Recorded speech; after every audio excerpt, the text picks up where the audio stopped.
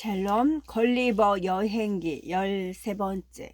선장은 통키만에 있다가 영국으로 돌아가는 길이었는데 바람에 북동쪽으로 밀려서 북위 44도 동경 143도의 위치로 벗어났다. 그러다가 내가 배에 올라온 지 이틀 만에 무역풍을 만나서 남쪽으로 오래 항해했다. 그는 뉴홀랜드 해안을 따라 항해하면서 서남서쪽으로 항로를 유지하다가 다시 남남서쪽으로 나가서 희망봉을 돌았다. 우리의 항해는 아주 순조로웠다. 나는 자세한 항해 일지로 독자를 번거롭게 하지 않겠다. 선장은 한두 군데 항구에 둘러서 긴 보트를 보내 식량과 식수를 실어오게 했다. 하지만 나는 다운수에 도착할 때까지 배 밖으로 나가지 않았다. 그곳에 도착한 것은 1706년 6월 3일이었는데 내가 탈출한 지 약 9개월 후였다.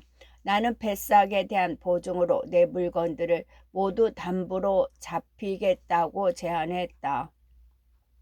하지만 선장은 단 한 푼도 받지 않겠다고 말했다. 우리는 서로 헤어졌다. 나는 선장에게서 레드리프에 있는 우리 집을 꼭 방문하겠다는 약속을 받아냈다. 나는 그에게 빌린 5실링을 가지고 말과 안내인을 빌렸다. 길에 나서서 주위의 작은 집과 나무소 사람들을 보면서 나는 내 자신이 소인국에 와 있다고 생각하기 시작했다. 나는 만나는 여행자들을 밟아서 다치게 하지 않을까 두려웠다. 종종 그들에게 길에서 벗어나라고 큰 소리를 치기도 했다. 나는 그런 무례한 짓을 해서 한두 번 머리를 크게 얻어맞을 뻔했다. 나는 여러 군데 이리저리 물어서 우리 집을 찾아가야 했다. 마침내 집에 도착했을 때 하인이 대문을 열었는데 나는 머리를 다칠까 우려하여 대문 밑을 지나가는 거위처럼 허리를 깊이 숙이고 들어갔다. 아내는 달려나와 나를 포옹했다. 하지만 나는 그녀가 내 입술에 닿지 못할 것을 우려하여 아내의 무릎까지 허리를 숙였다. 내 딸도 무릎을 꿇으며 나의 축복을 받았으나 나는 그 애가 일어설 때까지 그 애를 볼 수가 없었다. 내 머리와 눈이 20m 높이에 오랫동안 적응되어 있었기 때문이다. 이어 나는 한 손으로 그 애의 허리를 부여잡았다. 나는 하인들과 집안에 있던 친구 한두 명을 내려다 보았다. 마치 그들이 피그미이고 내가 거인인 것처럼. 나는 아내에게 그녀가 너무 전략하며 굶다 보니 그녀와 딸이 거의 뼈와 가죽만 남았다고 말했다. 간단히 말해서 내가 너무나 이상하게 행동했기 때문에 식구들은 선장이 나를 처음 보았을 때와 똑같은 생각을 하면서 내가 제 정신이 아니라고 결론을 내렸다. 나는 습관과 편견에 엄청난 힘을 예시하기 위하여 이 이야기를 한다. 곧 나와 내 가족과 친구들은 서로 잘 이해하게 되었다. 하지만 아내는 내가 다시는 바다로 나가서는 안 된다고 항의했다. 하지만 나의 나쁜 운명이 나를 바다 쪽으로 떠밀었고 그녀는 그걸 말릴 힘이 없었다. 이 뒤에 이야기를 통해 어떤 일이 벌어졌는지 알게 될 것이다. 나는 여기서 나의 불우한 여행들 중 제2부를 마친다. 제1장 저자가 세 번째 항해를 떠났다가 해적에게 붙잡히다. 한 네덜란드인이 적개심을 보이다. 저자가 어떤 섬에 도착하여 라푸타로 들어가다.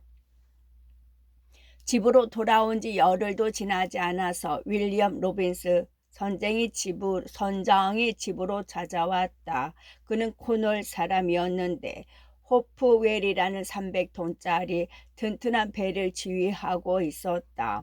나는 전에 지중해 동부 지역으로 항해하는 어떤 배에 선상의서로 근무한 적이 있었는데 그는 그 배의 선장이자 지분의 4분의 1을 가지고 있는 공동 소유주이기도 했다. 그는 나를 항상 하급자보다는 동생처럼 대했다. 내가 도착했다는 소식을 듣고 그는 순전히 우위를 다지려는 차원에서 나를 만나러 왔다. 그러나 오랫동안 떠나 있었기에 우리 사이에는 흔하게 나눌 만한 인사 정도만 오갔다. 하지만 그는 그 이후로도 자주 나를 찾아와 내가 건강해서 기쁘다면서 이제 남은 삶을 육지에서 정착할 생각이냐고 묻고 또 2달 뒤에 자신이 동인도 제도로 떠날 예정이라는 말도 했다. 비록 몇 마디 변명의 말을 하긴 했지만 결국 그는 나의 선의 선상의사로 데려가려는 생각이었다. 그는 내 밑에 보조 선의를 두고 2명의 조수를 붙일 것이며 봉급도 보통의 2배로 지급하겠다고 말했다. 또한 항해에 대해서라면 내 지식이 자신과 동등하거나 그 이상이라는 걸 알고 있으니 마치 내가 그와 공동으로 배를 지휘하는 것처럼 내 조언을 따르는 계약도 기꺼이 맺겠다고 했다. 그는 고맙게도 내게 유리한 조건들을 많이 언급했고 나는 그가 정직한 사람이라는 걸 알았기에 그 제안을 거절할 수 없었다. 과거에 겪은 불운에도 불구하고 더 많은 세상을 보고 싶다는 목마름이 어느 때보다도 내 안에서 강렬하게 불타올랐다. 남은 유일한 어려움은 아내를 설득하는 일이었는데 어쨌든 나는 허락을 받아내고 말았다. 그녀는 돈을 많이 벌어오면 아이들의 앞날에 도움이 될 거라는 예상에 결국 손을 들었다. 우리는 1706년 8월 5일에 출항하여 1707년 4월 11일 세인트 조지 요새에 도착했다. 대다수 선원이 병에 걸리는 바람에 그곳에서 3주 동안 머무르며 선원들을 쉬게 했다. 휴식을 마치고 우리는 동킹으로 갔고 선장은 그곳에서 한동안 머물기로 결정했다. 왜냐하면 그가 사려고 했던 많은 상품이 준비되지 않은 데다 몇 달 안에 일이 해결되리라고 생각할 수 없었기 때문이다. 따라서 정박 비용을 일부라도 충당하기 위하여 그는 작은 범선을 하나 사서 동킹인들이 이웃 섬들과 주로 거래하는 상품들을 그 배에 실었다. 그는 3명의 동킹인을 포함하여 14명을 배에 태우고 나를 선장으로 임명하여 그 현지 상품의 거래를 책임지게 했다. 그동안 그는 동킹에서 본연의 업무를 처리하기로 했다. 우리는 출항하고 사흘도 되지 않아 커다란 폭풍우를 만나 닷새 동안 북북동쪽으로 그 다음에는 동쪽으로 내몰렸다. 이후로 날씨는 좋아졌지만 여전히 강풍이 서쪽에서 불고 있었다. 항해 열흘째 되는 날 해적선 2척에 추격당했는데 곧 따라 잡히고 말았다. 내가 주의하는 범선에 상품이 가득 실려서 운항 속도가 아주 느렸기 때문이다. 게다가 우리는 방어용 무기도 갖고 있지 않았다. 해적들이 2 해적선으로부터 거의 동시에 맹렬한 기세로 두목의 지휘 아래 우리 배로 들어왔다. 그들은 우리가 모두 얼굴을 바닥에 대고 엎드리는 걸 보고 내가 그렇게 하라고 지시했다. 튼튼한 밧줄로 우리의 양손을 묶은 다음 보초를 한 사람 세우고 범선에 물건들을 뒤지러 갔다. 나는 해적들 중에 네덜란드인이 하나 있는 걸 봤는데 권력은 있어 보이지만 두목은 아닌 것 같았다. 그는 우리 선원들의 외모를 보고 영국인인 걸 알고는 네덜란드어로 우리에게 뭐라고 짓거렸는데 잘 들어보니 우리의 등을 마주보게 묶어서 바다에 져넣겠다는 욕설이었다. 그런데도 네덜란드어를 말할 줄 아는 나는 먼저 그에게 우리의 정체를 말하고 엄격한 동맹 관계인 인접국에 같은 기독교인이자 개신교도인 점을 고려하여 해적선 두목들에게 우리를 관대하게 처분하라고 건의해달라고 간청했다.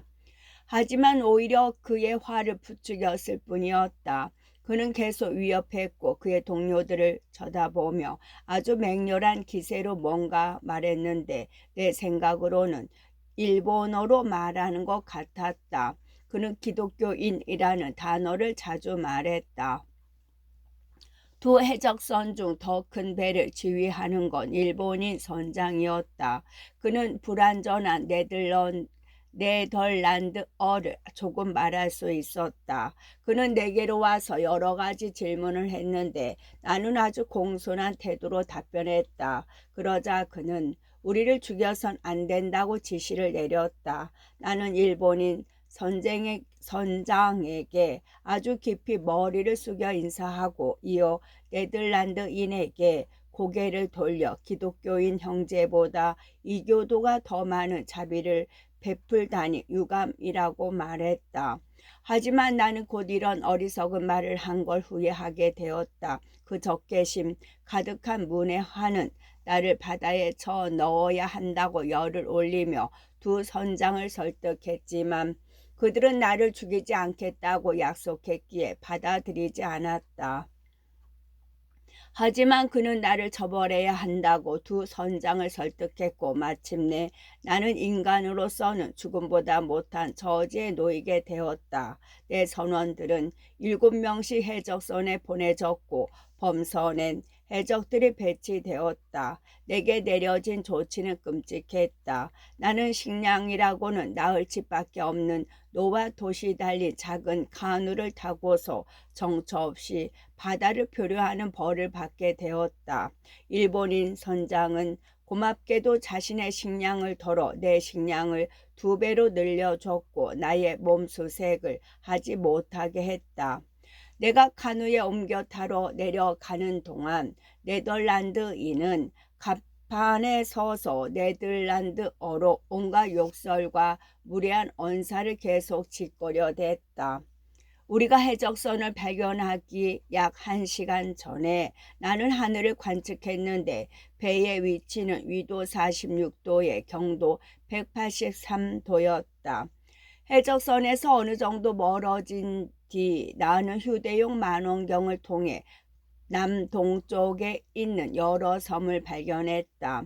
나는 순풍이 불어오는 것을 살피면서 가장 가까운 섬에 도달할 생각으로 돛을 세웠다. 그리고 3시간 정도 되어 그 섬에 도착할 수 있었다. 섬은 바위투성이었다. 하지만 새의 알을 많이 얻을 수 있었다.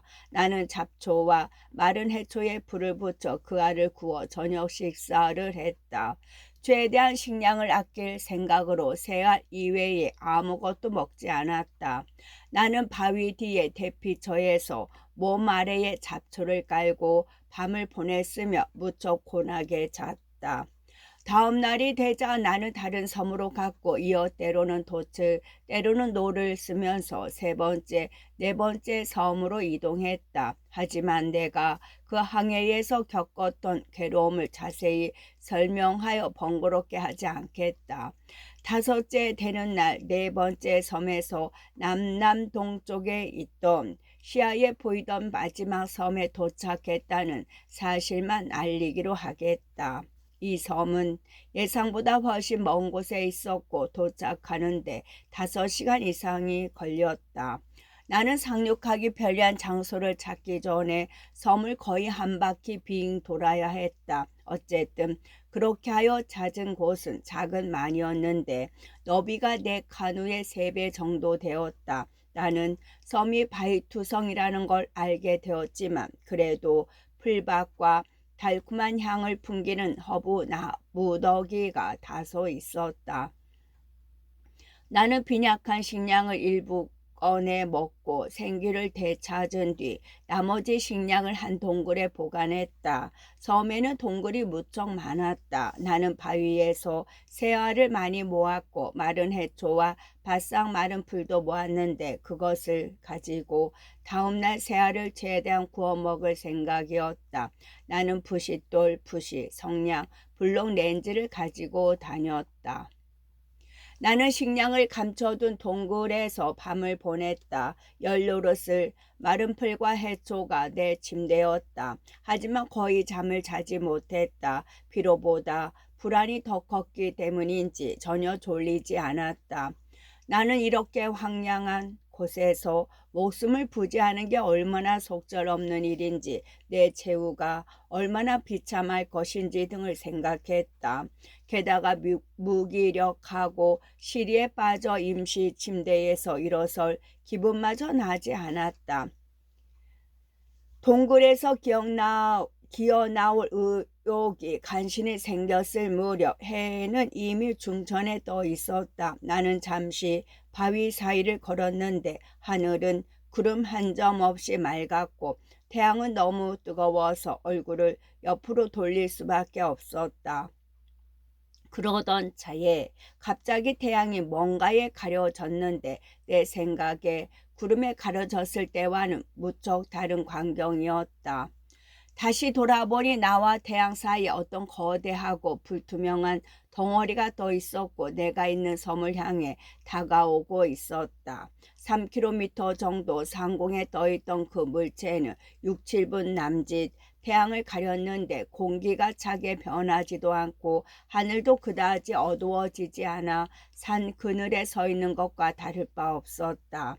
하늘에 떠 있는 그 물체는 내가 있는 곳으로 더욱 가까이 다가왔다. 그것은 단단한 물질처럼 보였는데 바닥은 평평하고 매끈했고 아래에 바다에서 반사되는 het빛으로 무척 환하게 빛났다. 나는 해안에서 200m 정도 높은 곳에 서 있었고 그 거대한 물체가 1.5km도 되지 않는 거리에서 내가 서 있는 곳과 거의 나란한 위치까지 내려오는 걸 봤다. 나는 휴대용 망원경을 꺼내 들고 비스듬하게 기울어진 것처럼 보이는 물체의 측면에서 많은 사람이 위아래로 움직이는 걸 분명하게 보았다. 하지만 그들이 무슨 일을 하고 있는지는 알 수 없었다.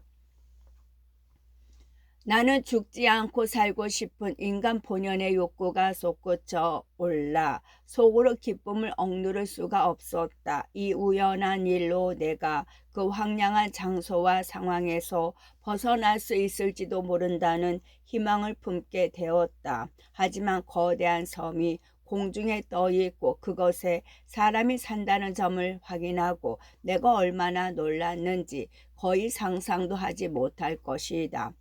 게다가 겉으로 보기에 그들은 마음대로 그 섬을 떠올리고 내리고 앞으로 움직이게 할 수 있는 것 같았다. 당시 나는 그런 현상을 과학적으로 고찰하겠다는 생각을 할 형편은 아니었고 그보다는 그 섬이 어느 방향으로 움직이는지 주시했다. 곧 섬은 나에게 더 가까워졌다. 나는 섬의 측면을 볼 수 있었는데 그곳은 여러 단계로 된 회랑으로 둘러싸여 있었다. 일정한 간격으로 계단이 있어 그 섬의 사람들이 한 회랑에서 다른 회랑으로 내려올 수 있었다. 나는 가장 낮은 회랑에서 몇몇 사람이 긴 낚싯대로 낚시를 하고 다른 사람들이 그 모습을 지켜보는 광경을 보았다. 나는 태 있는 모자는 오래전에 닳아서 쓸 수 없게 되었다. 나는 태 없는 모자와 손수건을 높이 쳐들고서 그 섬을 향해 흔들었다. 그 섬이 아까보다 더욱 가까워지자 나는 목이 터지라 외쳐댔다. 그런데 주의 깊게 살펴보니 나를 가장 잘 볼 수 있는 곳에 사람들이 많이 모여 있었다. 비록 나의 외침에 답변은 없었지만 그들이 나를 가리키고 또 서로 가리키는 것으로 미루어 볼 때 그들이 분명 나를 발견했다는 걸 알았다.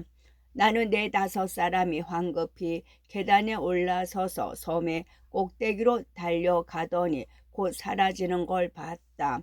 나는 그들이 어떤 권력자의 명령을 받고 구조에 나설 모양이라고 추측했는데 과연 올바른 추측이었다.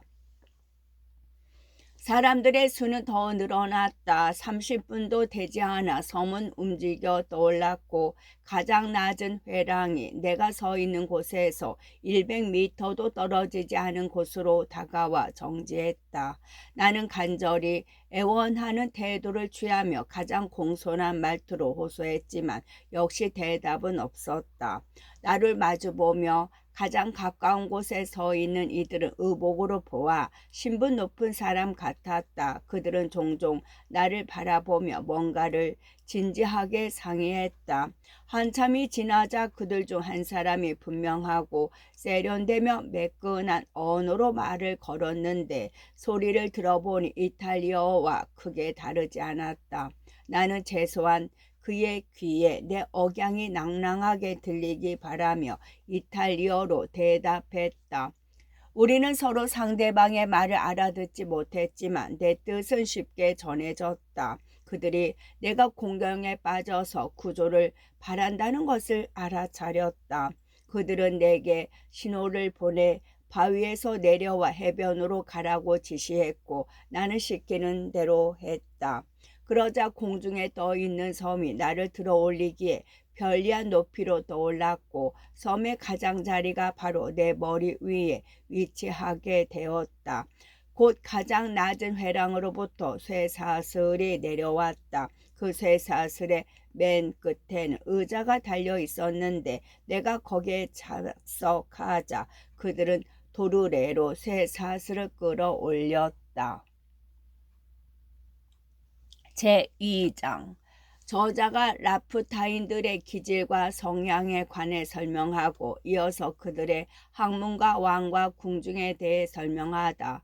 저자의 환영회가 열리다. 그곳의 주민들이 두려움과 불안을 느끼다. 저자가 라프타의 여성에 관해 설명하다. 쇠사슬에 매달린 의자에서 내려오자 나는 와글거리는 사람들에게 둘러싸였지만 나와 가장 가까운 곳에 선 사람들이 더 높은 신분인 것 같았다. 그들은 놀랍다는 기색을 숨기지 않고 나를 쳐다봤다. 하지만 나 역시 그들을 바라보고 놀라움을 감출 수 없었다. 나는 그때까지 체형, 의복, 용모가 그렇게 특이한 인종은 단 한 번도 본 적이 없었다. 그들의 머리는 전부 오른쪽이나 왼쪽으로 비스듬히 기울어졌고 한쪽 눈은 안쪽을 다른 한쪽 눈은 하늘을 바라봤다. 태양, 달, 별 무늬로 장식된 그들의 옷에는 바이올린, 플루트, 하프, 트럼펫, 기타, 하프시코트 그리고 유럽에 알려지지 않은 많은 다른 악기들이 그려져 있었다. 나는 하인 복장을 한 사람을 이곳저곳에서 많이 봤는데 그들은 손이 든 짧은 막대기 끝에 바람을 불어넣은 주머니를 매달고 다녔다. 꼭 도리깨같이 생긴 물건이었다. 그 주머니에는 말린 완두콩이나 작은 조약돌이 들어있었다. 이러한 사실은 물론 나중에 그들로부터 들어 알게 되었다.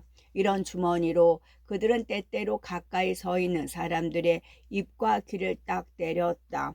나는 그 광경을 쳐다보면서 대체 무슨 의도로 저런 행동을 하는지 의아했다. 내가 보기에 이곳 사람들은 깊은 생각에 빠져들어 말하고 듣는 기관, 입과 귀의 외부적인 접촉을 가하여 깨어나게 하지 않는다면 말할 수도 없고 다른 사람의 이야기에 주목할 수도 없었다. 그런 이유로 여력이 되는 사람들은 늘 치기꾼, 라퓨타에선 클리메놀이라고 한다.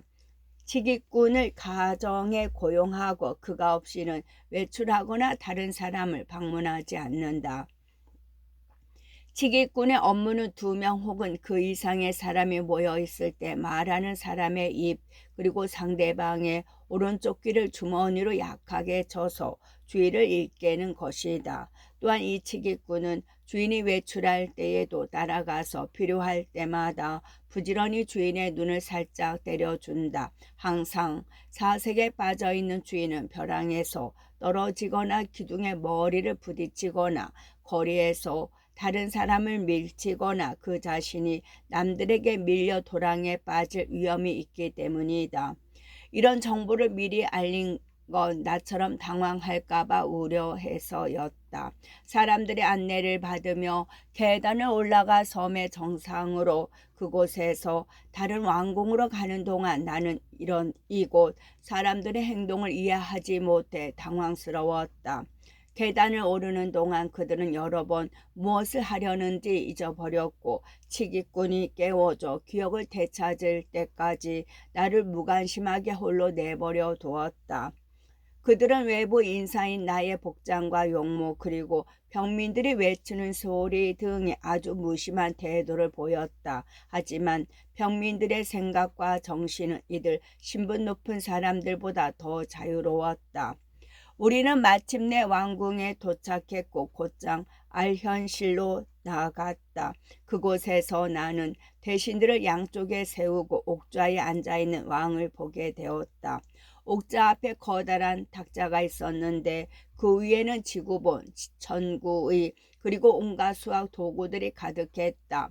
왕은 우리가 왕궁 소속의 모든 사람이 모인 곳을 지나쳐 들어오며 아주 시끄러운 소리를 냈음에도 불구하고 전혀 우리의 존재를 알아채지 못했다. 당시 왕은 어떤 문제를 깊이 생각하는 중이었고 우리는 그가 그 문제를 풀기 전까지 적어도 1시간은 기다려야 했다. 그의 양옆엔 손에 주머니를 든 시동이 있어서 왕이 한가할 때 한 시동이 입을 다른 시동이 오른쪽 귀를 살짝 져서 주의를 환기시켰다. 그러면 왕은 갑자기 깨어난 사람처럼 화들짝 놀랐고 나와 나를 안내한 사람들을 보고서 우리의 방문에 대한 보고를 기억해냈다. 왕이 몇 마디 말하자 치기 주머니를 든 시동이 즉시 내 옆으로 와서 오른쪽 귀를 살짝 쳤다. 하지만 나는 그런 도구가 필요 없다는 손짓을 했다. 나중에 알고 보니 왕과 궁중의 사람들은 치기 주머니를 물리친 나의 태도를 보고서 내 지식이 아주 형편없다고 지부했다. 내 짐작에 왕은 내게 여러 가지 질문을 했고 나는 알고 있는 모든 언어를 동원하여 답변했다. 그러나 그도 나를 이해할 수 없었다. 곧 왕의 명령에 따라 나는 왕궁의 어떤 방으로 안내되었다. 그들은 나의 시중을 들어줄 하인 2사람을 붙여주었다. 현재의 왕은 무엇보다 이방인을 후대한다는 점에서 선왕들과는 다른 모습을 보였다. 나는 왕과 무척 가까이 있던 4사람의 대신과 저녁을 먹는 영광을 누렸다. 우리는 2가지 코스의 요리를 먹었는데 각 코스마다 3개의 요리가 나왔다. 첫 번째 코스는 정삼각형으로 자른 양 어깨, 마른 물 형태의 쇠고기, 원형으로 된 푸딩이었다. 두 번째 코스는 바이올린 형태로 묶인 오리 2마리에 플루트와 오보에를 닮은 소시지와 푸딩 그리고 하프 모양 송아지 가슴살 등이었다. 하인들은 빵을 원뿔형, 원통형, 평행사변형 그 외에 여러 가지 다른 수학적 형태로 잘라서 내왔다. 저녁을 먹는 동안 나는 몇 가지의 물건의 이름을 과감하게 물어보았다.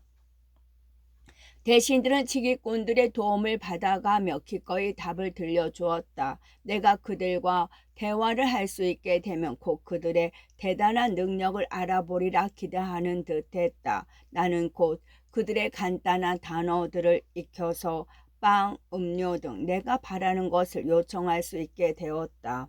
저녁을 먹고 대신들이 떠나자 왕의 명령을 받은 사람이 치기꾼을 데리고 나를 찾아왔다. 그는 펜, 잉크, 종이와 서너 권의 책을 들고 있었고 몸짓으로 자신이 그 나라의 말을 가르치러 왔다는 뜻을 전했다. 우리는 함께 4시간 정도 공부했고 나는 그동안 세로로 수많은 단어를 적으며 그 옆에다 번역된 뜻을 적었다.